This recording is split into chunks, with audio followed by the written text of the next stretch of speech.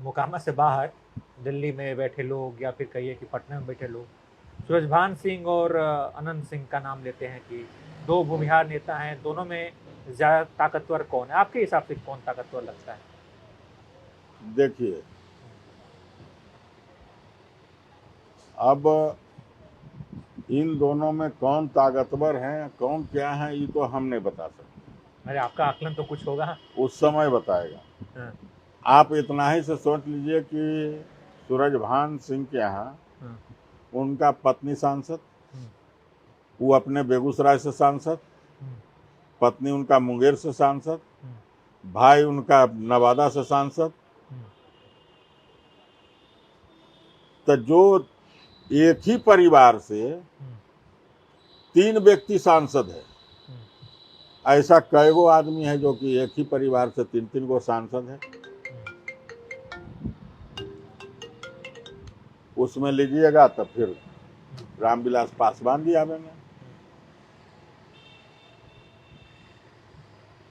तो जो अगर यदि जो उनमें कोई एक विधानसभा से लड़ते हैं और कोई छो विधानसभा के तीनों उम्मीदवारी कर चुके हैं, और वो भी कोई साधारण आदमी के हरा के नहीं, ललन बाबू भी हारे हैं बीना देवी से,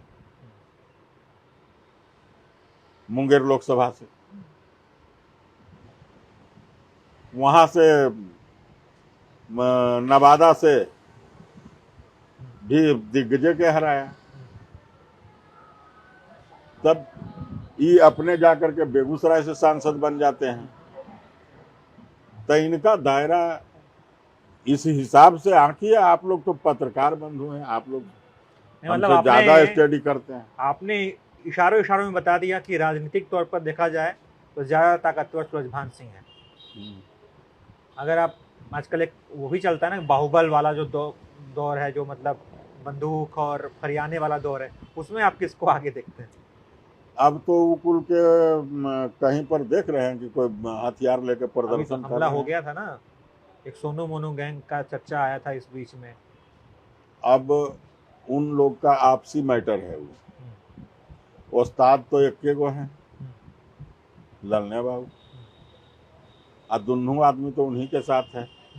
तो इसमें हम कहे लगे कुछ बोले लगी जाएंगे। दोनों आदमी मतलब ललन बाबू के हैं, वो भी दोनों? सोनू मोनू भी उन्हीं का आदमी है, हाँ, और हमारे विधायक जी भी उन्हीं का आदमी है।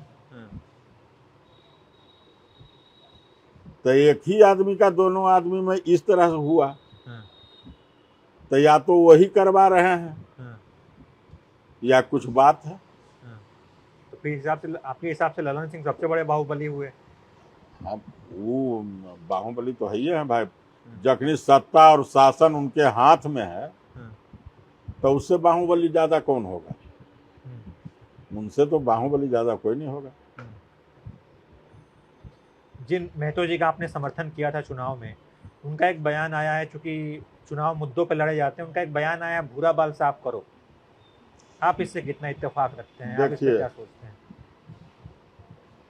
वो मुद्दा उठा कहाँ से, ये हमको जरा सा बताइए।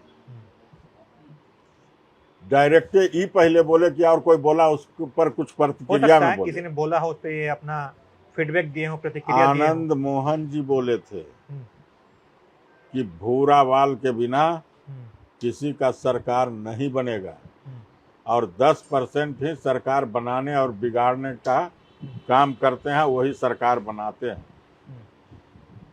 तो उनको भी नहीं बोलना चाहिए। वो अपने आप को क्या दिखाना चाह रहे थे बोल कर करके?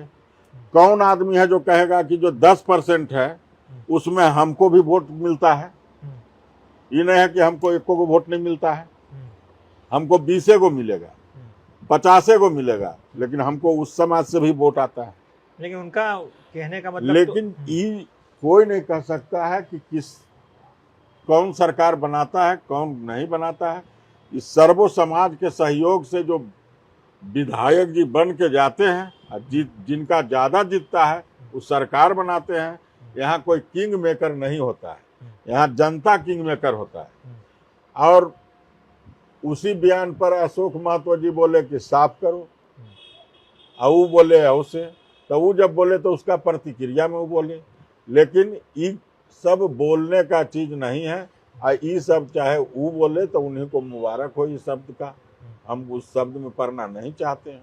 अब फिर जब इनसे संबंध बन गया तो सब लोग के रिहाई हो गया। तो जब अनंत सिंह जब ललन सिंह जो है फंसाते भी यही हैं, बचाते भी यही हैं।